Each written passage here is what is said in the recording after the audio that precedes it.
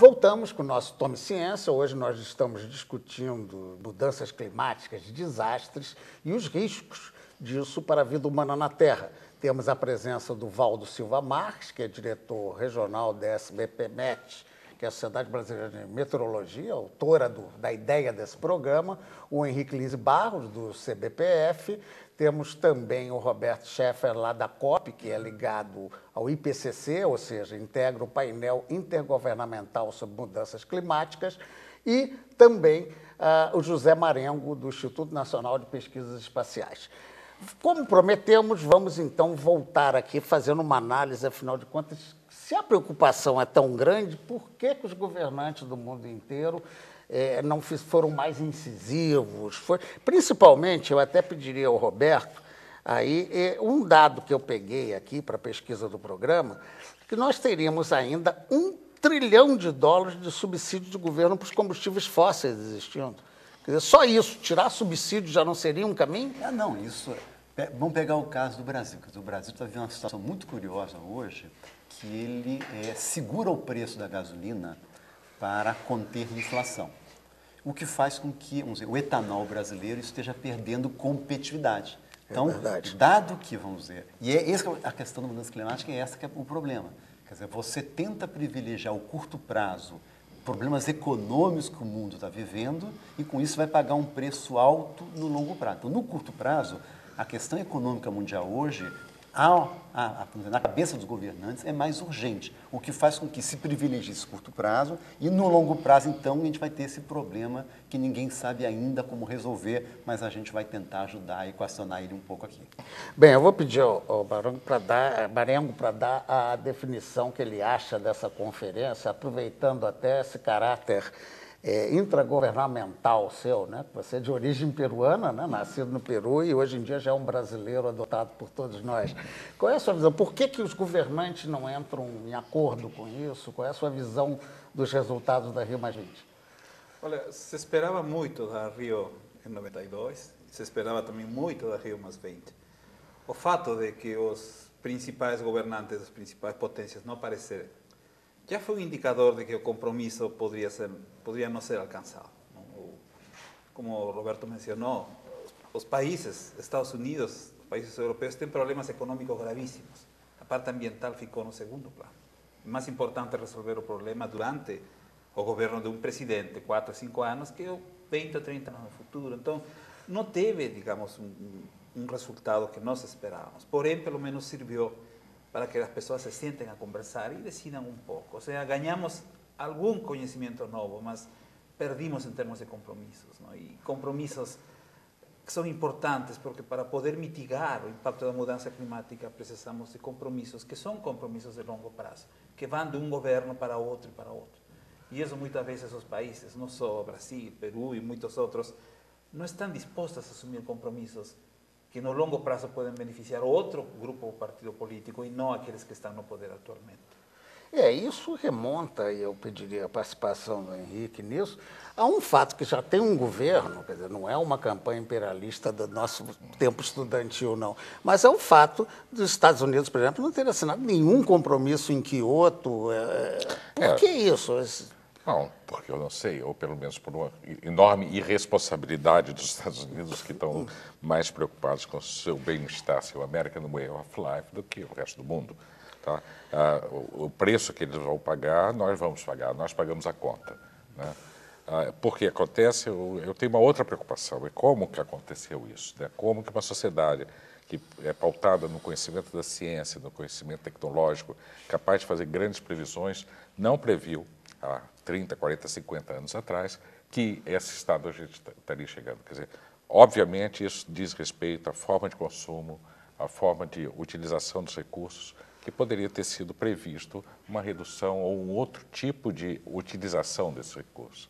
Né? Eu acho que essa é uma questão que tem que ser olhada. O Roberto falou um pouco isso, é a questão econômica. Né? O que está em jogo agora é a economia. Tá? Não é mais a questão ambiental, por isso a Rio+20, ela é importante porque chama a atenção da sociedade, mas ela não resolve, e não vai resolver, uma reunião não vai resolver. Né? Eu acho que esse é o ponto, entendeu? A gente tem que mudar o nosso padrão de vida, o nosso tipo de relação com a natureza, para poder pensar em saídas mais honrosas. Porque ao lado do que o Roberto já colocado do preço, de segurar o preço, ao mesmo tempo, sempre que a gente fala em crescimento da indústria, tome-lhe incentivo, reduz IPI para vender automóvel, né? E daqui a pouco a gente vai ter um problema de nem transitar, né, do jeito que as coisas vão. Eu pediria a opinião do Valdo sobre esse aspecto da Rio+20, qual é a sua visão? Bom, eu, inclusive, participei da Rio 92, participei mais ativamente do que da Rio+20. E, naquela época, realmente, nós tínhamos introduzindo aqueles conceitos de sustentabilidade, ambientais, etc., juntamente com o Pinguelli, da COP, tiveram aqui pessoas como o Molina, Carlos Molina, Mário Molina, que depois veio a ser prêmio Nobel por ter associado a questão da camada de ozônio com as mudanças climáticas, né? E aí surgiu o protocolo de Kyoto, a Agenda 21, aquelas coisas todas, né? E parece que naquela época se teve um ambiente mais agradável e mais esperançoso do que agora, né? Agora, o que nós vimos neste momento é esta falta dos compromissos das grandes nações, dos grandes poluidores ambientais, mas eu faço, com tudo isso, eu ainda faço um balanço positivo no seguinte sentido, de que foi uma conferência que permitiu que viessem para cá inúmeras pessoas, não só cientistas, como pessoas da sociedade, né? Pessoas que sofrem problemas ambientais, né? Gente que mora no deserto, gente que mora na floresta, gente que mora em diferentes lugares do mundo, na África, na América, na Europa. E formou-se um grande ambiente de discussão. Eu acho que isso foi muito, muito bom, porque deu uma espécie de uma mexida na consciência das pessoas. Então, nada se esperar dessas grandes potências, mas se esperar muito da sociedade, que pode fazer muito pelo nosso ambiente, pela sustentabilidade do nosso planeta. Bem, aí nós ficamos diante daquele dilema inicial da apresentação do programa. Quer dizer, o medo do fim do mundo, né, exacerbado às vezes, não só por resultados pífios de conferência, então agora é que nós vamos para o buraco mesmo, como por todo qualquer acidente, nós estamos passando vários, é tufão, é clima, mas não, outro dia o David Zee, né, que é especialista em correntes marinhas, em oceano, ele lamentava que tinha uma corrente de frio que jamais tinha acontecido nessa época do ano no Brasil e estava acontecendo, que era para acontecer no verão. 45% do Polo Norte já foram derretidos em pouco tempo. Até que ponto as emissões, por exemplo, Roberto, são responsáveis por isso? Ou qual é o grau que a gente pode dizer, percentual de interferência, entre o que seria natural, como colocou o professor Valdo, e o que é culpa nossa, digamos assim? É muito difícil você fazer essa alocação perfeita, mas o relatório mais recente do IPCC, que é o relatório número 4, que é de 2007, ele, pela primeira vez, ele conseguiu, de alguma maneira, vamos dizer, descolar ou mostrar o que deveria ter sido o clima do planeta Terra no século XX só por causas naturais e mostrando que as causas naturais apenas já não explicam a temperatura do planeta. Então, quer dizer, uma das grandes contribuições desse relatório foi mostrar isso. Não há como mais você negar hoje que o ser humano, sim, já tem um papel no clima da Terra. Isso é uma grande novidade, quer dizer, não há na história da humanidade, quer dizer, sempre o homem era sujeito às forças da natureza e se submetia a elas. Pela primeira vez, o homem começa a ter atitudes que são eventualmente mais fortes do que as próprias forças da natureza e ele começa a impactar elas. Isso é uma coisa muito... começa a ter consciência, digamos assim. Não consciência, mas a gente está brincando de Deus, que pela primeira vez a gente começa a fazer coisas que a gente aparentemente não foi autorizado a fazer. Então, a gente está num experimento aí que ninguém sabe muito bem o que pode dar. Quer falar, Henrique? Vamos lá. A ideia de que a gente está entrando em uma nova era, o antropoceno, né? Uma nova era em que o homem tem um papel. Mas eu queria pegar um gancho, que nem sei se é um gancho, mas é o seguinte, em 2008, na crise econômica de 2008, as instruções passadas para a sociedade, que tinha poder aquisitivo, é o seguinte: aumente seu consumo, compre mais carros e não use os carros porque poluem, o que é um contrassenso.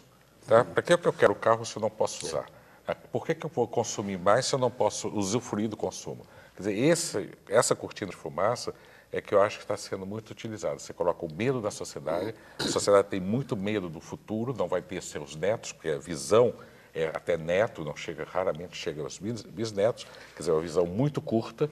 Os governos pensam suas gestões, né, determinado governo não tem interesse, e você tem instruções de uso para preservar isso. Que Olha, são uma intensificação. é a ideia do domínio pelo medo. Né? Você está preso ao medo do seu futuro.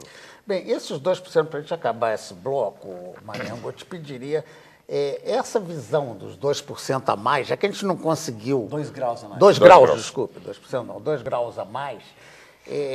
Do ponto de vista da meteorologia, qual é o nível concreto de causar desastres? O aquecimento é responsável realmente por todos esses fenômenos mais graves que nós estamos vendo? Olha, uma intensificação do aquecimento, como está acontecendo nos últimos 20 anos, acelera os processos naturais e gera um pouco os extremos. Por exemplo, a seca de 2005 da Amazônia foi chamada a seca do século. 5 anos depois, outra seca. Só tivemos várias secas do século dentro de um século. Nossos extremos estão mudando. O fato de ter, por exemplo, o furacão Isaac agora, quase na mesma data e dia de Katrina em 2005. E você viu que Estados Unidos acordou em 2005, quando todos os mortos aí em Nova Orleans, e aí deram peso. E Estados Unidos tem a seca agora e mais furacões por vir. Então, o desastre, a natureza dá um aviso e aí os governos reagem. Mas quando o aviso é esquecido, o governo cai. 2 graus centígrados é algo que os políticos definiram. É impossível fisicamente de chegar a um aquecimento de 2 graus. Não é possível. Não é possível. Bem, para a gente terminar aqui esse bloco, essa parte, professor Waldo, no caso mesmo da resistência humana, fora as tempestades, nós temos exemplo aqui no Brasil de Friburgo que cai. Agora, no caso de Friburgo, parece que não foi nem só o aquecimento, foi uma corrente que veio da Amazônia, encontrou. É uma casualidade ou é uma decorrência dessas mudanças? Olha, é difícil você associar a intensidade, a frequência, falam que a frequência aumentou, né, com as mudanças climáticas, das variações das tempestades, as coisas. E especificamente esta que ocorreu na Serra Fluminense, não me parece que foi uma questão ligada diretamente à mudança climática. E tem mais, né, tem exemplos muito interessantes. Aqui no Rio de Janeiro, quem viveu na década de 60 aqui, sabe muito bem, que em 1966 e 1967 ocorreram as piores cheias, as piores tempestades aqui no Rio de Janeiro. E nós estávamos vivendo naquela época um período de clima bom, de quase decréscimo de temperatura. Então, como é que você vai associar? Uma hora que está quente, você associa a coisa. Uma pesquisa feita nos Estados Unidos sobre a questão dos furacões, né? O Marengo sabe disso, na década de 90 a 2000, foi uma década muito fraca de furacões. E era uma época de muito aquecimento. 1998, né, foi mais quente. Tá? E aí, quando chegaram na década seguinte, faz toda a comparação com a década anterior. Então, parece que aumentou demais a frequência, os furacões, etc. Mas há uma comparação com um período fraco de furacões e um período de forte aquecimento global. Então, há umas contradições e há umas coisas difíceis ainda de explicar, que não são bem explicadas, essa correlação entre tempo adverso e a mudança climática. Bem, vamos agora para mais um intervalo e voltamos já com o nosso Tome Ciência. Rapidinho.